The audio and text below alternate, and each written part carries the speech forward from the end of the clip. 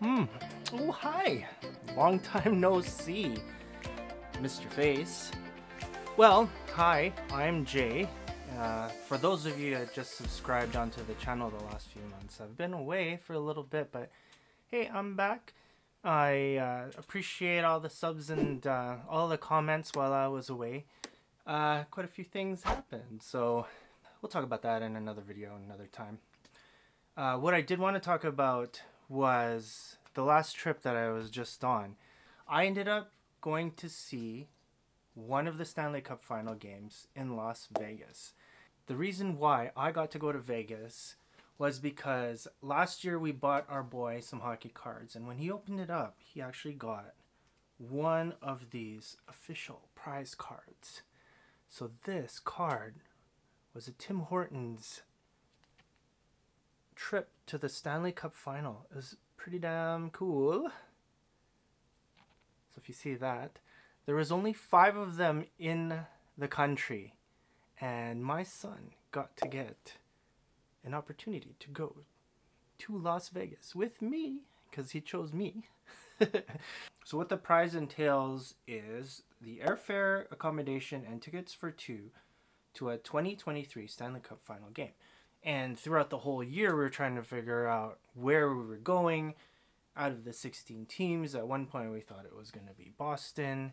I was hoping the Oilers would make it, but my son wasn't because this is where we're from, and he didn't want to stay here. He wanted to go to the States. So in the end, it was Las Vegas and it was Florida. So Tim Hortons actually picked the game for us. So we got to go to game 2, which was in Las Vegas, and it was pretty good. Even with an 8-year-old, it could still be a lot of fun. The trip was only for 2, so I didn't get to play any casino games. I wasn't going to leave him in the hotel, although some people were telling me to do that. So we left Edmonton 12:15, San Francisco at 2:13, left San Francisco at 4:55, and then we got to Vegas at about 6:40 in the evening, so 6:40 p.m. And it was cool. So it was Sunday evening. We ended up going from the airport straight to the hotel, and they put us in the Aria, which, if any of you have gone to Vegas, it's one of the coolest hotels on the Strip. Really awesome location, really posh. We had a room with a view that overlooked the Strip. It was crazy. That's definitely a rich people's hotel. So the reason why I say that is because when you opened up the fridge, it was stocked with stuff already. And just keep in mind, for those of you that have never experienced that, there's sensors for all the stuff that's in there. So if you pull it out, if you don't put it back in 60 seconds, they're going to charge you for it. So yeah, it was a pretty big deposit for a hotel like that. So just keep that in mind if ever you go there, for those of you that have never stayed at the Aria. One of the marketing managers of Tim Hortons reached out to us and made sure that we made it okay and the accommodations were fine. The food wasn't included, so we had to budget for that. But apart from that, everything else was okay. Seriously, it's weird walking with my 8-year-old son in a casino, through a casino. We don't do that here, so it's kind of odd. It took a while to get used to that. But when we got there, we ended up going nearby. We went to see the M&M store. We ended up taking it easy on the Sunday, just knowing that Monday was going to be really busy. On Monday, we met with the marketing manager, and he was really cool. He gave Colton a huge box of hockey cards with packs of the Legends series. So Colton was super happy about that, and we ended up having lunch. And then there was a surprise. The surprise was that we got to see the Stanley Cup. So not like behind a case or anything. It was the actual Stanley Cup, and you could touch it, you could move it if you want to. I didn't move it, but yeah, I did touch it, and I looked at it, and I took some videos and everything. And Tim Hortons took a photo of us with Tim Hortons t-shirts and cups, which was really cool. Totally appreciate that. It was about 5 good minutes with the Stanley Cup, so we asked a lot of questions. It was amazing. It was incredible. So after that, we ended up walking to T-Mobile Arena, which wasn't too far away. It was a short walk, and we ended up taking some more photos outside. They took us inside to their merch store, and they got Colton a whole bunch of swag. He got a lot of Las Vegas Knights apparel. He got a hat, and he got like the foam finger, that chain thing that you put around your neck. Family wanted to get him a jersey, so we ended up getting him that. I got a T-shirt, which was really cool, even though I'm not a Knights fan, but it's okay. And then after that, we ended up going back to the hotel, took a little break. We checked out the pool. The game started at 5, so we were there probably just about an hour earlier, and the stuff that was happening outside of the arena was crazy. It was so busy. They had a stage, and they had like a DJ. I think it was 3 Love. I know, like, in game 1, they had Marshmallow, which, that would have been cool. But 3 Love, I don't even know if I'm saying that right. He is a famous DJ as well, and he played a set, and that was fun.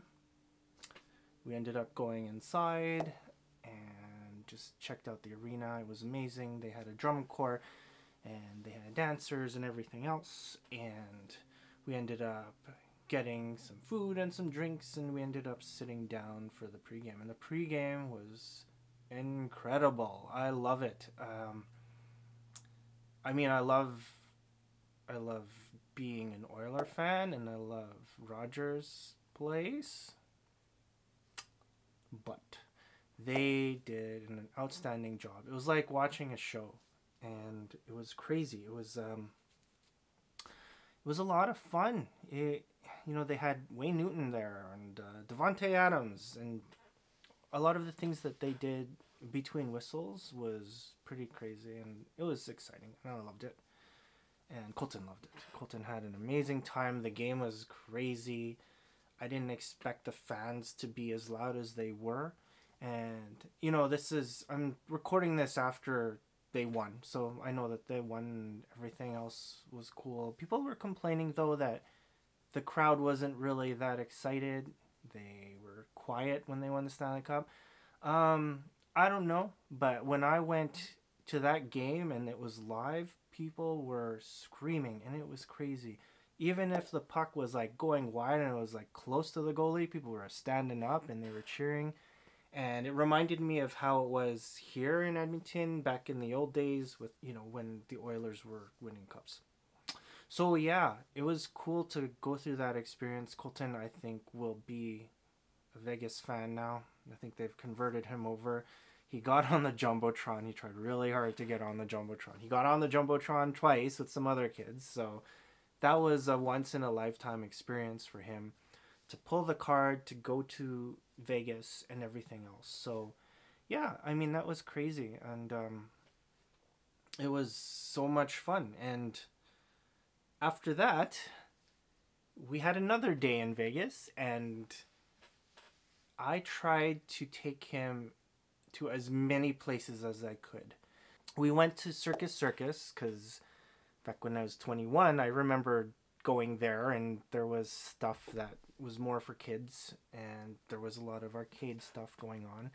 So most of our time was spent trying to find some things for Colton, and he ended up going to Adventure Dome. I think it was called Adventure Dome. For those of you that know where I live, I worked in the mall for a long time, and we were right beside Galaxyland. And Galaxyland used to be Fantasyland. Galaxyland was a place where there was a bunch of rides and games. So this was another version of that. So it was good because he ended up doing stuff that he liked doing. He liked playing games. We played one-on-one laser tag because there was nobody there at the start of the day. We ended up going on a few rides. He's not 48 inches yet. He was between 42 and 48, so like half of the rides we couldn't go on. But he still had a lot of fun. And After that, we tried to walk back down, and we ended up going to Fashion Show Mall from there, and I met Alex. If you remember Alex, he was one of our guests for the podcast. Buddy, hello, hello, hello. There's some people in the chat. Yep. Oh yeah. I really wanted to save that till the end, but yeah. Oh, hey. it's okay. I'll do it again at the end. No problem. Okay, that good. One's complimentary. So that was really cool. I'm a big fan of him and David and Casino Quest and everything that they do. I'm a big fan of the YouTube channel, and you know, those guys are so successful, and they help out with the casino community. So yeah, super cool to see him. Man, super nice guy. Awesome experience for me. That's probably the only thing that I got to do. After that, we ended up just continuing down the strip. So, you know, seeing Resorts World for the first time. Massive casino. And it took forever to just walk past the casino. Yeah, and then Fashion Show Mall, and then we went to Treasure Island, and then, you know, so down that strip. So that included Mirage, Caesar's Palace, and after that we kind of ended up going back to the hotel and took a little break, and then we went to the other side. And you know, to do something with an 8-year-old, you know, a lot of it is just arcade time. So New York arcade, we went there a couple times. We went to the M&M store, yeah, and we took some photos there. And we went to the Coca-Cola store. He did the Coke tasting, which is another video that we'll do. And after that, you know, we went to the Luxor and we watched the Blue Man Group. So that was pretty cool for kids. It's cool for adults too. And he took some photos there, and then we went to Excalibur, played some more arcade games, and then worked our way back. So all in all, I mean, that was a really good trip. While it's still kind of fresh in my mind, I wanted to share that with you. And that's part of what's been happening with me. So there's part 1 for you. I'm back. So yeah, I'll be answering some of your questions, and we'll be going through some more training videos and everything else that we can go through. That's Everything Casino, and another season of the Tales from the Casino Pit podcast. So hopefully you'll enjoy that this year. Okay, gotta go. I gotta pick up some kids and my kids. And I'll talk to you soon. Bye.